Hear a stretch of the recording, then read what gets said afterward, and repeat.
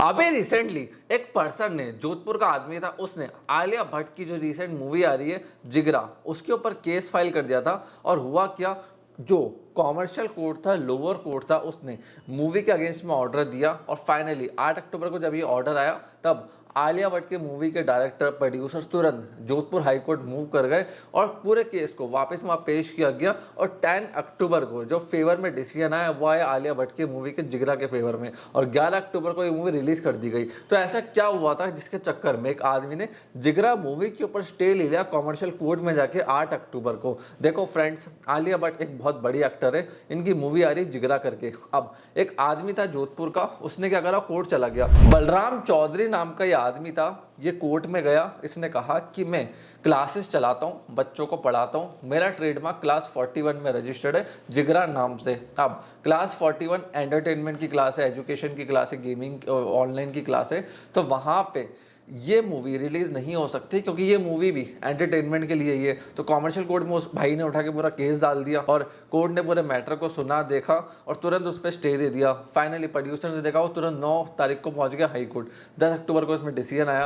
अब जो पिटिशनर थे, मतलब हाई कोर्ट के अंदर धर्मा प्रोडक्शन वाले, उनके आर्ग्यूमेंट्स क्या थे मैं आपको बताता हूँ। उनका कहना था कि कोई ट्रेडमार्क इन्फ्रिंगमेंट हुआ ही नहीं यहाँ पे, क्योंकि जो जिगरा है, जिगरा वर्ड का जिसने ट्रेडमार्क लिया है वो जोधपुर में क्लासेस चलाता है, उसका काम है बच्चों को पढ़ाना, ना कि एंटरटेनमेंट देना। और हम लोग मूवी रिलीज कर रहे हैं जिगरा नाम से, और जहाँ पे हम कोई भी ट्रेड नहीं कर रहे हैं गुड और सर्विस का। देखो ये मैं आपको एक चीज़ क्लियर करता हूँ, ट्रेडमार्क एक्ट के अंदर अगर मुझे किसी चीज़ का ट्रेडमार्क लेना है, रजिस्टर्ड करवाना है, राइट्स को क्लेम करना है, then I have to show some goods और सर्विस का ट्रेड। अगर मैं ट्रेड शो नहीं करता हूं तो मेरे राइट ट्रेडमार्क एक्ट्स में नहीं आते हैं, वो कॉपीराइट एक्ट में चले जाते हैं। अब जो जिगरा मूवी है, इससे कोई ट्रेडिंग नहीं हो रही है, एक्चुअली सिर्फ एक मूवी का नाम है। एक्चुअली में बिक क्या रहा है, मूवी बिक रही है, ना कि ब्रांड नेम बिक रहा है। अब यहाँ पे पहली लॉयर ने आर्ग्यूमेंट रखा कि कोई ट्रेडमार्क का इन्फ्रिंगमेंट नहीं है, कोई गुड और सर्विसेज जिगरा नाम पे हम नहीं बेच रहे, सिर्फ एक मूवी है। दूसरा इन्होंने ये रखा कि कंफ्यूजन हो ही नहीं सकता, क्यों, सामने वाला एक एजुकेशन क्लासेस दे रहा है जोधपुर के अंदर लोकल ज्यूरिडिक्शन में।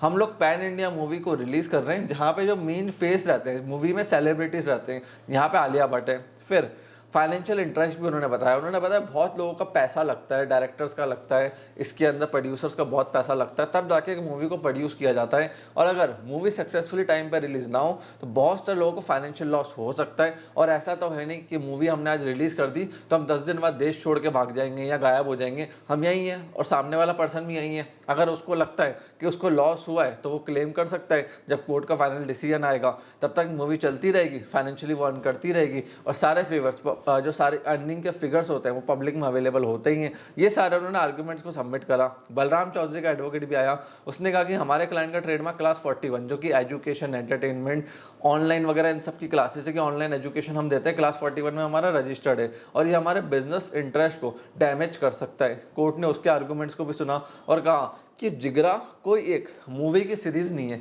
खाली एंटरटेनमेंट पर्पस के लिए मूवी को रिलीज किया जा रहा है।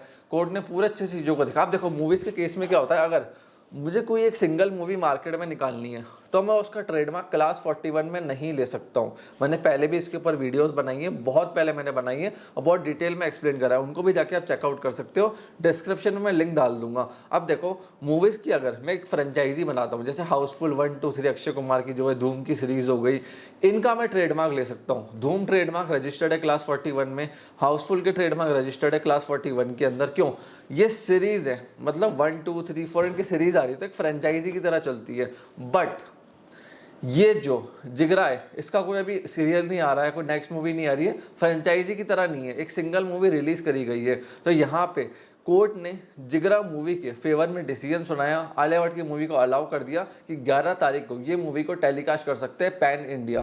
फ्रेंड्स, आज के टाइम में काफ़ी सारे यूट्यूबर्स भी अपने फेमस कैरेक्टर्स का ट्रेडमार्क ले रहे हैं क्लास 41 के अंदर। जैसे रिसेंटली बीबी की वाइन्स, उसने टीटू मामा का ट्रेडमार्क ले लिया, तो बहुत सारे लोग लेते हैं क्लास 41 के अंदर जाके। अब मैं आशा करता हूँ इस वीडियो से सारे आपके डाउट्स क्लियर हो गए होंगे। अगर आपके मन में कोई भी क्वेश्चन है regarding this trademark infringement, comment section आपके ओपन है, कमेंट सेक्शन में कमेंट करके आप हमसे पूछ सकते हैं, या फिर हमारी वेबसाइट sonysvision.in को विजिट कर सकते हैं। वहां पे ब्लॉग सेक्शन में मैं डेली आर्टिकल्स लिखता हूं ट्रेडमार्क के ऊपर, आईपीआर के ऊपर, बिजनेसेस के ऊपर, उनको जाके चेकआउट कर सकते हैं। और अगर आपको मेरे से जुड़ना है, कनेक्ट होना है, तो आप मेरे को इंस्टाग्राम पे भी फॉलो कर सकते हैं, वहाँ मैं काफ़ी एक्टिव रहता हूँ। आप मेरे को लिंक्डइन पे फॉलो कर सकते हैं, वहाँ भी मैं काफ़ी ज़्यादा एक्टिव रहता हूँ। ये मेरी लिंक्डइन आईडी है, ये मेरी इंस्टाग्राम आईडी है, यहाँ पे जाकर आप मेरे को फॉलो कर सकते हैं, मेरे से डायरेक्टली कनेक्ट हो सकते हैं। और कोई भी डाउट हो friends regarding copyright, trademark, patent, comment section open है, कमेंट करो। मैं कोशिश करता हूँ ज़्यादा से ज़्यादा कमेंट्स का मैं पर्सनली उनको रिप्लाई करूँ, ताकि लोगों तक राइट सोल्यूशन पहुँचे। आपने इस वीडियो को यहाँ तक देखा, हम लोगों तक पर सपोर्ट दिया, उसके लिए धन्यवाद।